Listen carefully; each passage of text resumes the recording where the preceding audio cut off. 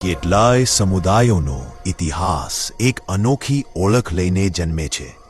એમાંનો એક રાવળદેવ, ભગવાન શિવના યોગી અને તેમની સંસ્કૃતિનો જીવંત વારસો।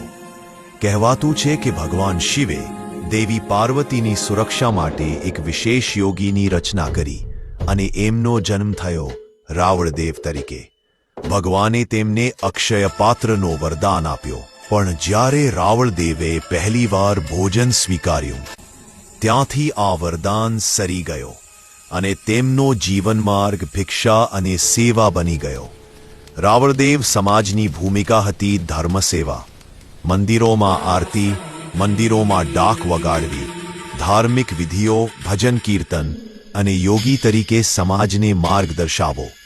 સમય બદલાયો અને જીવનશૈલી પણ બદલાઈ। આજે રાવળદેવ સમુદાયના લોકો ખેતીથી લઈને વ્યવસાય સુધી દરેક ક્ષેત્રમાં આગળ વધ્યા રહ્યા છે, પરંતુ ભક્તિ અને પરંપરાનું બીજ આજે પણ જીવંત છે। રાવળદેવ માત્ર નામ નથી, આ છે ઓળખ, આ છે ગૌરવ, આ છે ભગવાન શિવની પરંપરાનો અમર વારસો। રાવળદેવ સમાજ સંસ્કૃતિથી ભરપૂર, શૌર્યથી સમૃદ્ધ અને હંમેશા શિવ ભક્તિમાં અડીખમ।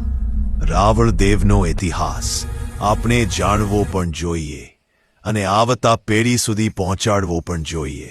જય શિવ શક્તિ, જય રાવળદેવ।